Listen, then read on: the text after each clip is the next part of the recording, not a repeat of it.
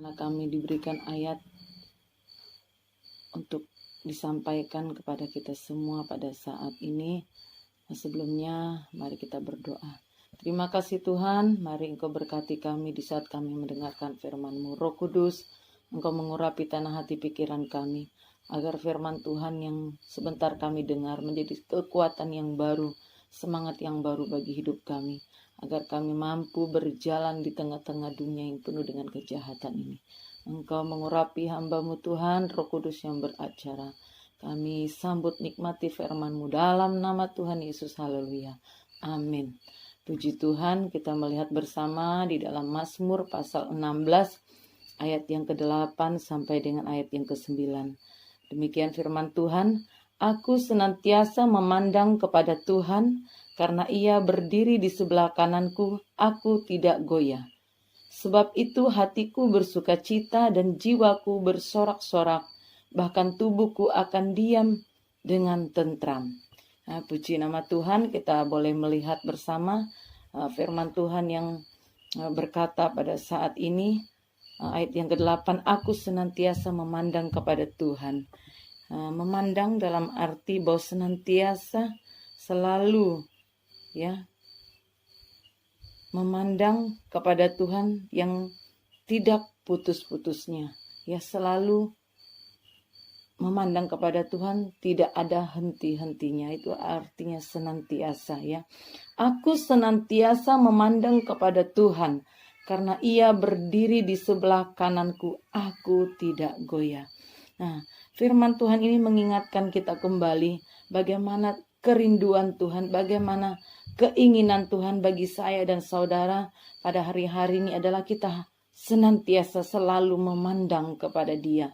Tidak putus-putusnya kita memandang kepada Tuhan, melihat kepada Tuhan, melihat keajaibannya, melihat kemurahannya, melihat kebaikannya dalam kehidupan saya dan saudara.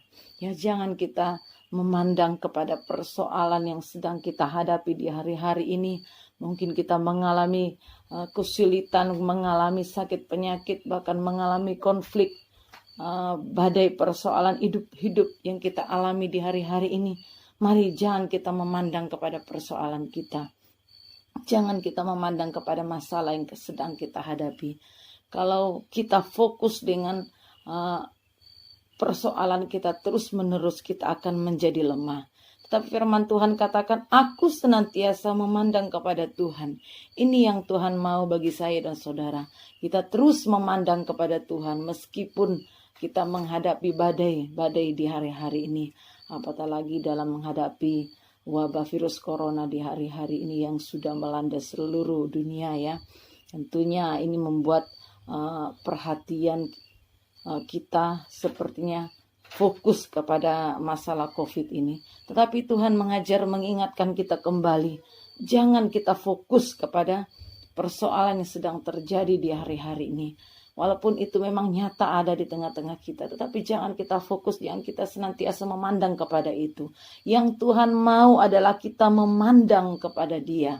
Ya, memandang kepada Tuhan karena Dia yang selalu ada bersama saya dan saudara. Dia berdiri di sebelah kanan kita, selalu mendampingi kita, selalu menopang kita, menolong, menjaga dan memelihara kita. Nah, itu sebabnya kita jangan terlalu takut, khawatir, bimbang dalam menghadapi kehidupan ini, ya, dalam menghadapi keadaan sekarang ini. Walaupun sepertinya sangat-sangat mengerikan kalau dipikir secara manusia. Tetapi jangan kita pakai pikiran manusia kita untuk memandang situasi-situasi yang sedang itu. COVID mulai ada di tahun 2020, ya, pada bulan November itu saya menguji, ya, saya bertanya kepada Tuhan. Saya katakan, Tuhan, apakah benar COVID ini ada, ya? Saya menguji, saya bertanya kepada Tuhan. Ya, pada saat itu karena secara manusia ada juga yang percaya, ada juga yang tidak pada waktu itu, ya, pada tahun 2020 itu. Pada saat itu saya bertanya kepada Tuhan. Saya katakan kepada Tuhan, Tuhan, apa benar ada virus corona ini yang sedang terjadi melanda seluruh dunia. Ya, pada saat saya bertanya, ya Roh Kudus katakan kepada saya, ya, virus corona itu ada. Ya, virus corona itu ada, tetapi jangan takut, ya, jangan takut. Lakukan segala aktivitas dengan penuh sukacita. Jangan takut, ya, tetap jalankan protokol. Nah, di situ saya mendapat kekuatan baru, mendapat sukacita yang baru di saat saya mendengar apa yang Tuhan katakan, ya. Benar, ya, kita jangan memandang kepada apa yang sedang terjadi. Kalau kita memandang kepada masalah persoalan yang sedang terjadi di hari-hari ini, kita akan menjadi lemah. Kita tidak akan mampu melangkah, kita tidak akan mampu beraktivitas dengan normal, kita tidak akan bisa mampu bekerja dengan semaksimal karena ketakutan, ya, karena kekhawatiran yang menguasai kehidupan kita. Tetapi firman Tuhan katakan, aku senantiasa memandang kepada Tuhan. Ini yang Tuhan mau. Seperti Raja Daud katakan, dia hanya mau memandang kepada Tuhan. Ya, sebagaimana Tuhan inginkan bagi saya dan saudara. Mari di hari-hari ini, apa yang mengalihkan pemandanganmu di hari-hari ini? Mari beralihlah kepada Tuhan. Memandang kepada Tuhan, percaya kepada Tuhan, karena Dia selalu ada bersama saya dan saudara, ya, karena Dia yang membuat kita tidak akan goyah, ya. Dia yang mendampingi kita siang dan malam. Dia tidak akan biarkan kita, Dia tidak akan biarkan kita menjadi goyah, karena Dia ada di sebelah kanan kita. Ayat yang 9 katakan, sebab itu hatiku bersukacita dan jiwaku bersorak-sorak, bahkan tubuhku akan diam dengan tentram. Nah, karena efek dari kita senantiasa memandang kepada Tuhan, senantiasa percaya kepada Tuhan bahwa Dia ada di sebelah kanan saya dan saudara, mendampingi kehidupan kita, menjaga, melindungi kita, ya. Hati kita akan bersukacita, ya. Hati kita akan selalu bersukacita dan jiwa kita bersorak-sorai. Karena apa? Kita mendapat kekuatan baru, kita bersemangat di dalam Tuhan, kita bersukacita karena Tuhan ada di pihak saya dan saudara. Sehingga kita mendapatkan ketenangan dalam menjalani kehidupan ini, ya. Kita mendapatkan sukacita dalam menjalani hari-hari kita. Di saat kita beristirahat tidur malam pun tidur kita nyenyak, ya, tidur kita tenang karena kita tidak merasa takut. Ya, siapa sih manusia tidak takut? Tetapi jangan ketakutan itu yang mendominasi kehidupan kita, menguasai kehidupan kita, sehingga kita tidak bisa mampu bergerak secara rohani. Dan aktivitas yang lain pun tersendat karena rasa takut, khawatir yang berlebihan. Mari di hari-hari ini kita hanya memandang kepada Tuhan, berserah kepada Tuhan, berharap kepada Tuhan. Dia sumber segala-galanya bagi saya dan saudara.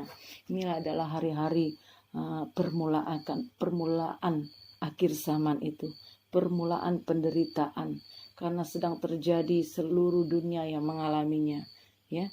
Apa yang harus kita lakukan? Kita harus kembali mengarahkan pandangan kita kepada Tuhan, dalam arti bahwa kita sedang membutuhkan Dia di hari-hari ini. Kita sedang membutuhkan Dia, kita mencari Dia, kita mau mengutamakan Dia di hari-hari ini, sehingga kita mendapatkan satu kekuatan baru dalam menjalani kehidupan ini, mendapat semangat yang baru, mendapat sukacita yang baru, dan ketenangan yang dari Tuhan.